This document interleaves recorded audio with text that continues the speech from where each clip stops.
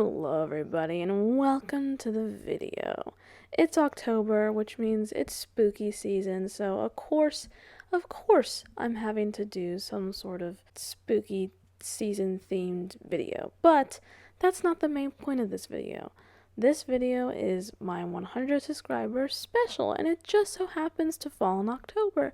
And that's wonderful because I asked you guys what you wanted to see for the 100 special, and guess what you said? You said, "Oh my god, Corvid, we would love to see you redesign musical characters." Oh my god, I'm so glad that you said that because I have so many thoughts about musicals. And to stick in that, October, scary, spooky theme, we're going to be redesigning one of my favorite gothic horror musicals, Jekyll and Hyde.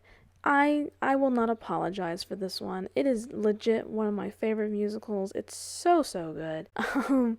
And will these designs be historically accurate to how Victorian men dressed? No, they will not. But it was fun, and that's all that matters.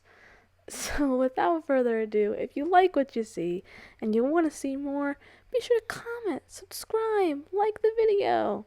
And without further ado, let's just jump right into the design.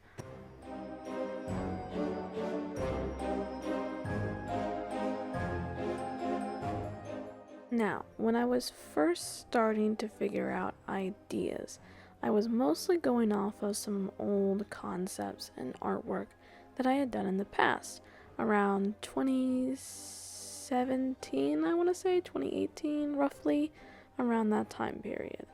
Now, why that's important is because back in the day, okay, baby Corvid did not do research on, anything, ever.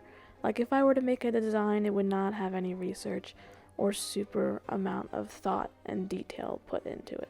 Now, I do more research, okay? And I will say, I did research Victorian men's style. I just took a teeny tiny bit of creative liberty for this one because I had an image in my head of Jekyll already, and I didn't want it to be too far away from that vision, okay? So I did take a tiny bit of liberty on it, but there are Victorian themes within their designs, okay? Now, with that being said, in this video, we design Jekyll and Hyde. Originally, my plan was I was going to design Lucy, Utterson, Jekyll, Hyde, and Lisa. Okay, I'm going off of the non-original Broadway recording, so that's the version that I listened to with Anthony Warhol in it. That's important because Lisa in the official Broadway is named Emma. Anyways, the point is, I didn't design all of them because that would be a really long video and I wasn't sure if everyone would want to see that. So, yeah, this is just a lot of prefaces before I actually talk about the design aspect of both of them.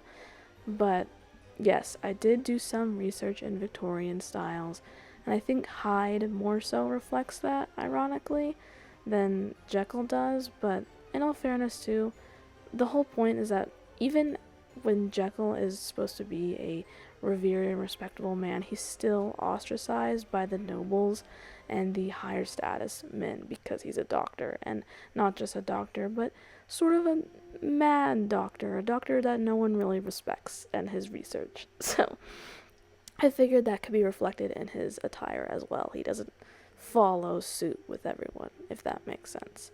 Okay, anyways, on to coloring.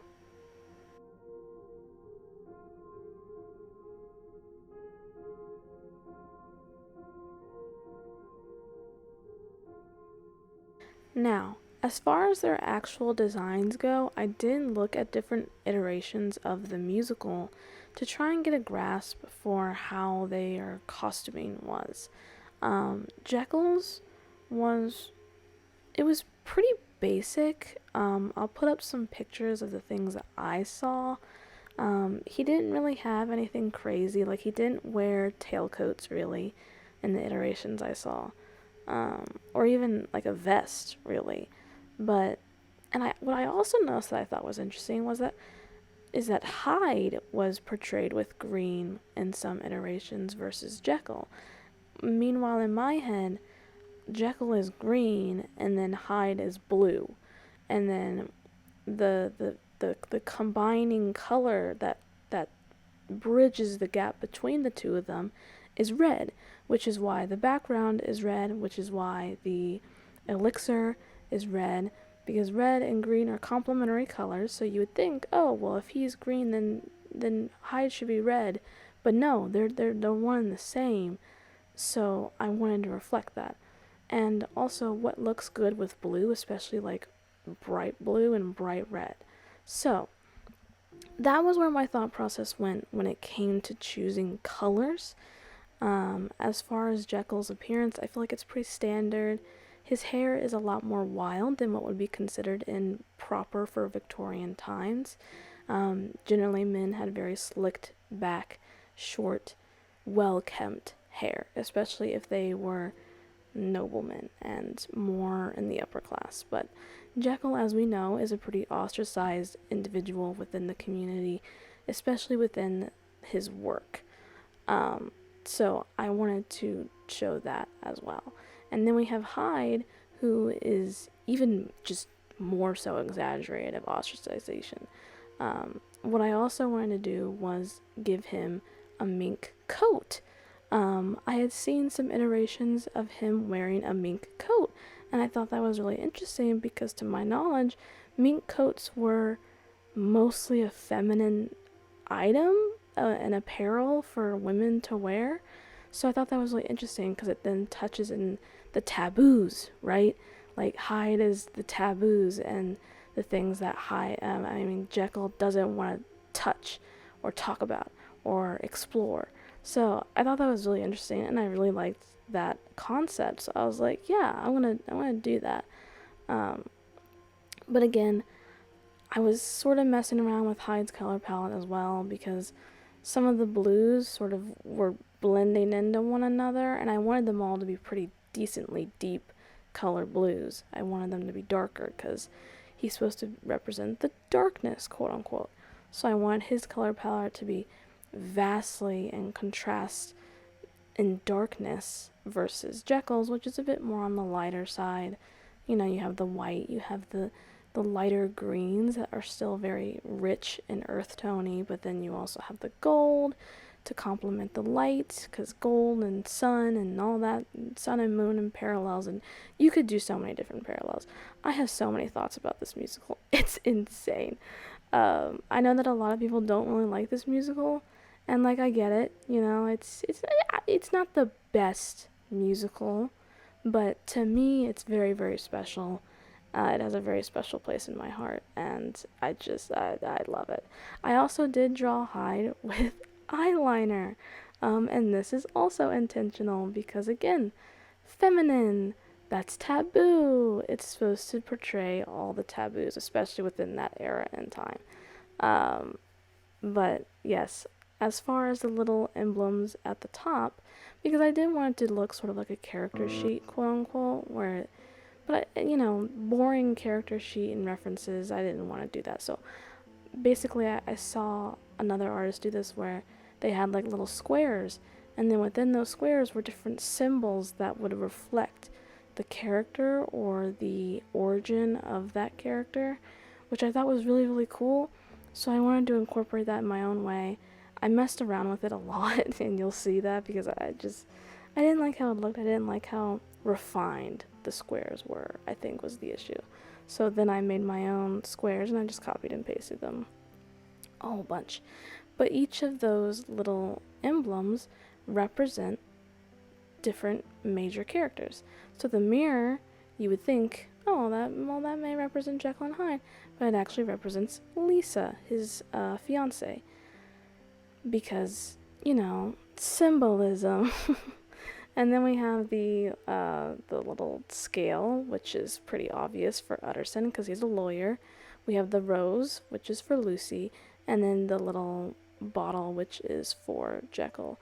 But yes, I'm a sucker for symbolism, okay? I don't want to hear anyone complain about it. I'm a sucker for symbolism. What can I say? And again, with the red, that was why I wanted the background to be red as well, because that is the that's the bridge between Jekyll being Jekyll and Hyde being Hyde. Because they're both the same, they're the same person, but they're also different. I love complexity. It's so much fun. But no, in all seriousness, this musical is just really great. I think I was re-listening to it while I was drawing this, and I think one of my favorite songs, I have so many, but his Work and Nothing More, oh my god. Guys, if you haven't listened to that, you need to listen to it, okay? You need to. It's a need, not a want. You gotta do it. I also, when I was in middle school, which is when I discovered this musical, I was in middle school, I'm pretty sure, and I remember I was obsessed with it, and I thought that it was this underground musical. And I was explaining the plot to my mom once, and she was like, oh, like Jekyll and Hyde? And I was like, yeah, how do you know? She's like, because it's a book. Because I knew the book.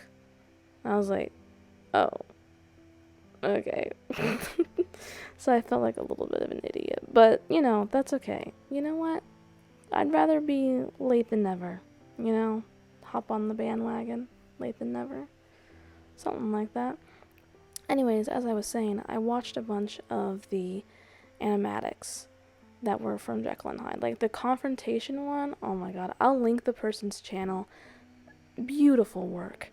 So good. Like the lines are just so jagged, and it fits the theme of the musical so well because they're so jagged. It's so good. It's so good. What can I say? I'm a sucker for this musical. Like, I don't know what to tell you guys. And it's just, grah. But anyways, yes, I did end up adding a mirror, which you did see a little sneak peek of the bonus piece. That's right, you didn't think that I wasn't gonna just do one piece. It's 100 subscribers, of course I gotta do multiple. What are you talking about? So, but mirror symbolism, we love to see it.